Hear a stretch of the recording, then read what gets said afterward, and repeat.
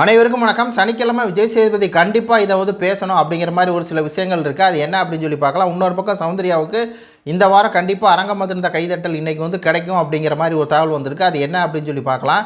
ஏன்னா போன வாரம் வந்து போனவங்க நம்மள்ட்ட என்ன சொன்னாங்க அப்படின்னா, போன வாரம் ஜாக்லினுக்கு வந்து அதிக கைதட்டல் வந்திருக்கும். அதுக்கு என்ன காரணம் அப்படின்னா, போன வாரம் ஜாக்லினுடைய ஒரு குறிப்பிட்ட ஆட்கள் வந்து போய் அங்கே பிரச்சனை பண்ணிட்டாங்க. யார் அப்படின்னு சொல்லி உங்களுக்கே தெரியும், நம்ம வெளிப்படையாக சொல்ல தேவையில்ல. அங்கே போயிட்டு வந்து சௌந்தர்யாவுக்கு எதிராக ஒரு பிரச்சனை வந்து பண்ணியிருக்காங்க. அது இப்போ தான் நம்மளுக்கு தெரிய வருது.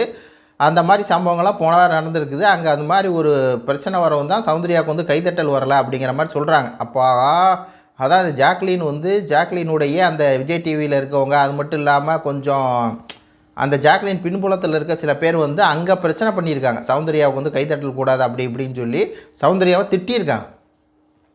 சௌந்தர்யா ஏதோ வந்து ஜாக்லின் முதுகில் குத்திட்டா அப்படிங்கிற மாதிரி ஒரு சீனை கிரியேட் பண்ணி ஏதோ ஒன்று பண்ணியிருக்காங்க. அதனால தான் வந்து கைதட்டல் வந்து வரலை. இந்த வாரம் கண்டிப்பாக இன்றைக்கி வந்து கண்டிப்பாக சௌந்தர்யாவுக்கு வந்து மாஸ் கைதட்டல் வந்திருக்கு அப்படிங்கிற மாதிரி தான் தகவல் வந்திருக்கு. இதில் அடுத்த விஷயம் என்ன அப்படின்னா, எதை பற்றி விஜய் சேதுபதி மெயினாக கேட்கணும் அப்படின்னா, அந்த கண்ணியம்பேலை கேட்கணும். ஏன்னா அம்மாவை பற்றியே தப்பாக பேசியிருக்கான். இது வந்து சாதாரண விஷயமாக நம்ம வந்து விடக்கூடாது. சௌந்தர்யா வந்து பேசும்போது இப்படி பண்ணுறாங்க,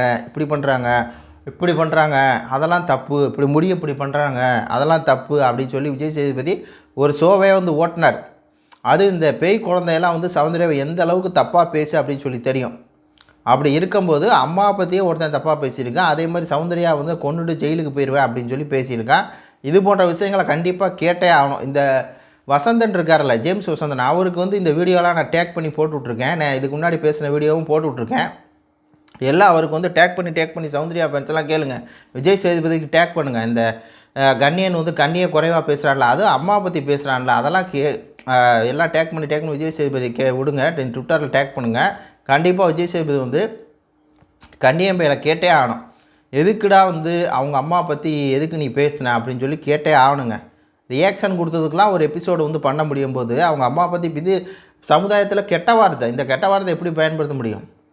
தவறான வார்த்தை. அதனால் நம்ம திருப்பி எல்லா வீடியோவிலும் சொல்கிறோம், விஜய் சேதுபதி இந்த விஷயத்தை கண்டிப்பாக கண்ணியன்ட்ட கேட்டு அவனுக்கு செருப்படி கொடுக்கணும் அப்படிங்கிறது தான் என்னுடைய கருத்தாக இருக்குது. நன்றி, வணக்கம்.